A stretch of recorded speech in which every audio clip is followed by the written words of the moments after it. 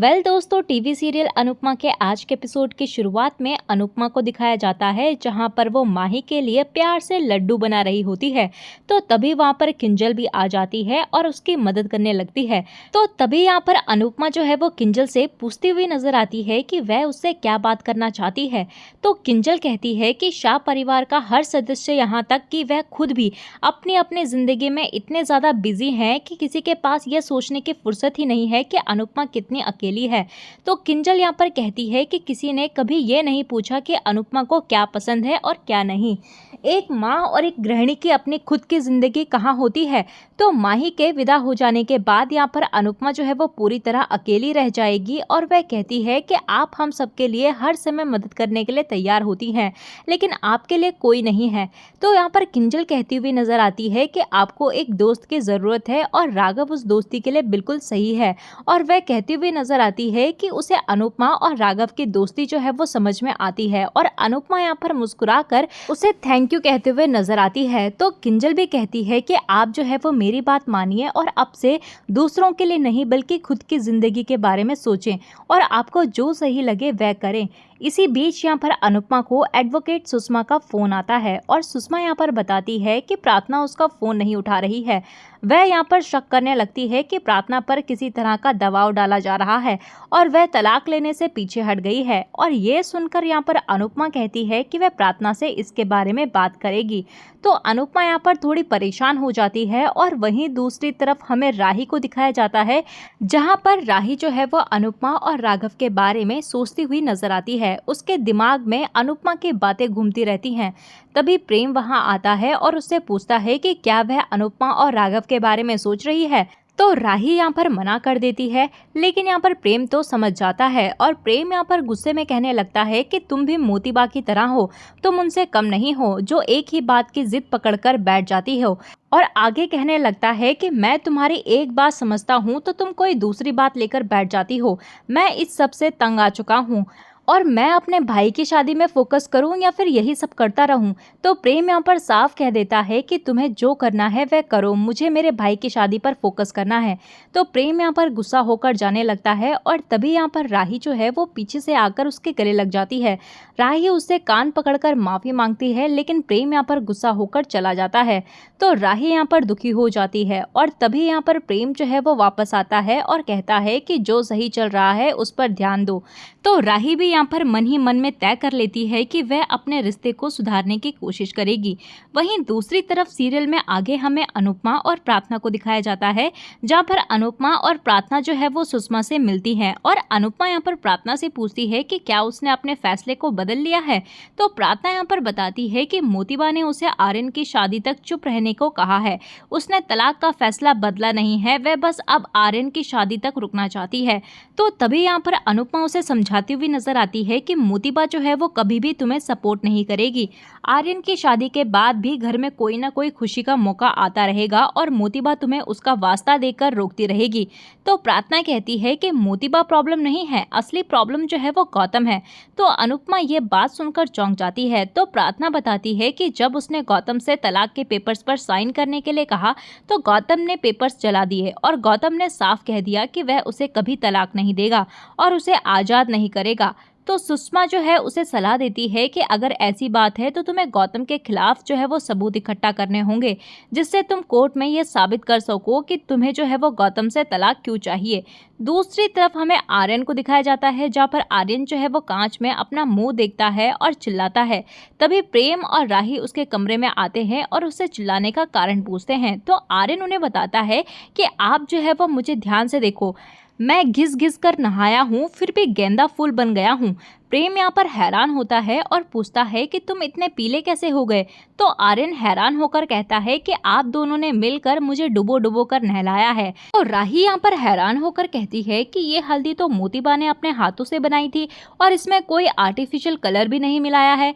तो आर्यन कहता है कि आप दोनों कुछ भी करो लेकिन इसको हटा दो, मैं शादी में दूल्हा दिखना चाहता हूँ, पपीता नहीं। तो राही कहती है कि क्लिंजर से रंग निकल जाएगा। तभी प्रेम हंसता है और आर्यन का टॉवल लेकर आता है। प्रेम यहाँ पर बताता है कि यह हल्दी का रंग नहीं है, इस टॉवल का रंग जो है वो आर्यन पर चढ़ गया है।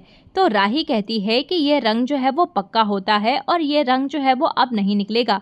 तो आर्यन कहता है कि अगर ये रंग पक्का होता तो मेरी बॉडी पर चढ़ता ही नहीं। तो तभी वहाँ पर प्रेम कहने लगता है कि जब ये रंग किसी चीज के ऊपर चढ़ता है ना तो वो पक्का हो जाता है। तो आर्यन भी यहाँ पर परेशान हो जाता है और कहता है कि क्या अब मैं शादी तक ऐसे ही रहूंगा। तो राही कहती है कि मैं मेकअप कर दूंगी।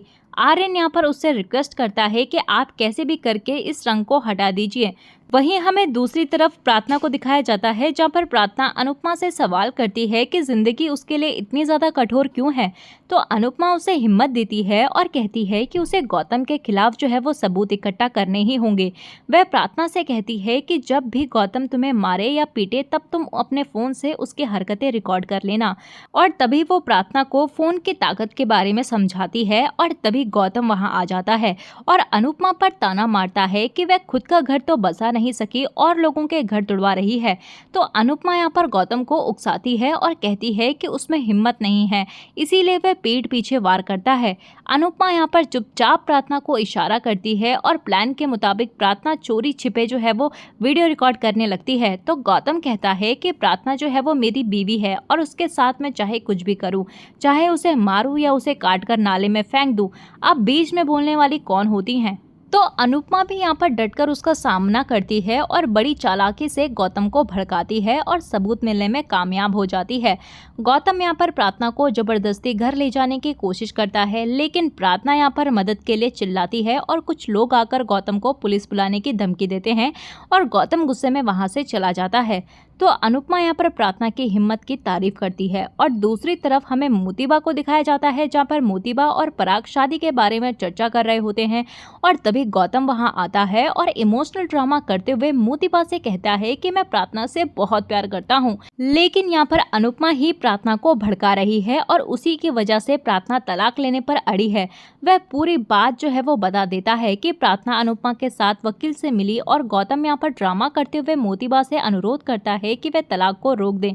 तभी प्रार्थना वहां आती है और उधर अनुपमा प्रेम और राही से वीडियो कॉल पर बात करती है और बताती है कि गौतम से उसकी बहस हुई थी और वह दोनों से कहती है कि वह प्रार्थना का साथ दे। तो प्रेम यहाँ पर अनुपमा को थैंक यू कहता है कि उसने प्रार्थना का साथ दिया और अनुपमा उन्हें समझाती है कि फिलहाल शादी खत्म होने तक ये बात जो है वो सबको नहीं बतानी है। दूसरी तरफ यहाँ पर मोतीबा जो है वो प्रार्थना को डांटती है कि उसने गौतम से गलत तरीके से बर्ताव किया। तो पराग यहाँ पर मोतीबा को शांत रहने के लिए कहता है और गौतम फिर से अंश को बीच में लेकर आता है। तो प्रार्थना उस पर गुस्सा करती है और मोतीबा यहाँ पर प्रार्थना को इस बात के लिए डांटती है और तभी प्रेम और राही भी आकर प्रार्थना का सपोर्ट करते हैं और सभी में बहस हो जाती है। तो गौतम यहाँ पर कहता है कि अगर उसे तलाक देना पड़ा तो वह खुदकुशी कर लेगा और सारा इल्जाम प्रार्थना पर डाल देगा और गौतम ये कहकर चला जाता है और प्रेम इसे गौतम का पाखंड बताता है। पराग भी यहाँ पर परेशान होकर चला जाता है और मोतीबा सारा इल्जाम अनुपमा पर डाल देती है और चली जाती है। और उसके बाद हम देखते हैं कि प्रेम और राही यहाँ पर प्रार्थना को समझाते हैं कि अब उसका पूरा फोकस जो है वो सिर्फ सबूत इकट्ठा करने पर होना चाहिए। वहीं दूसरी तरफ हमें अंश को दिखाया जाता है, जहाँ पर वो काफी ज्यादा परेशान नजर आता है क्योंकि अंश जो है वो कोई भी काम नहीं कर पा रहा होता। लेकिन बापूजी उसे समझाते हैं कि भाई का शादी में होना जरूरी होता है, काम करना नहीं। दूसरी तरफ हमें यहाँ पर आर्यन को दिखाया जाता है, जहाँ पर आर्यन जो है वो पराग और ख्याति के साथ श्रीनाथ जी की आरती करते हुए नजर आता है और वह खुश होकर सभी से गले मिलता है। तो मोतीबा यहाँ पर अनुपमा पर ताना मारती है और राही उन्हें रोकती है। इसी बीच यहाँ पर आर्यन के पेट में दर्द होने लगता है और सभी घबरा जाते हैं। वहीं सीरियल में दूसरी तरफ अनुपमा को दिखाया जाता है, जहाँ पर अनुपमा माही के कमरे में आती है और माही को देखकर थोड़ी मजाक करती है कि वह कितनी ज्यादा चमक रही है कि उसकी आंखें ही नहीं खुल रही। तो माही यहाँ पर बेहद खुश होती है और अनुपमा माही से कहती है कि शादी में एक रस्म खास तौर पर माँ के लिए होनी चाहिए, जिसमें वह बेटी से ये पूछे कि उसके मन में कोई भी बात है, तो कोई भी शिकायत है, तो कोई भी इच्छा है, तो वह अपनी माँ को बता सकें। इस पर माही कहती है कि मुझे जो कुछ चाहिए था उससे ज्यादा ही मिल रहा है। आर्यन से मेरी शादी मेरी अनुमा के आशीर्वाद के साथ हो रही है और मैं इसमें बहुत खुश हूँ। तो अनुपमा यहाँ पर इमोशनल हो जाती है और उसकी नज़र उतारती हुई नजर आती है और दोनों गले मिलती हैं और इसी के साथ दोस्तों एपिसोड खत्म हो जाता है। तो अगले एपिसोड में देखने के लिए मिलेगा कि आर्यन और माही की शादी शुरू हो जाती है और आर्यन के दोस्त उसे ड्रग्स लेने के लिए उकसाते हैं, लेकिन वह साफ मना कर देता है। तभी अनुपमा उसे देख लेती है और आज का एपिसोड दोस्तों यहीं पर खत्म हो जाता है। तो दोस्तों आपको क्या लगता है कि माही और आर्यन की शादी हो पाएगी या नहीं? आप हमें कमेंट सेक्शन में ज़रूर बताइएगा। मिलते हैं आपको नए एपिसोड में नए अपडेट के साथ, तब तक के लिए नमस्कार। वीडियो पसंद आई हो तो वीडियो को लाइक शेयर सब्सक्राइब करना बिल्कुल भी ना भूलिएगा।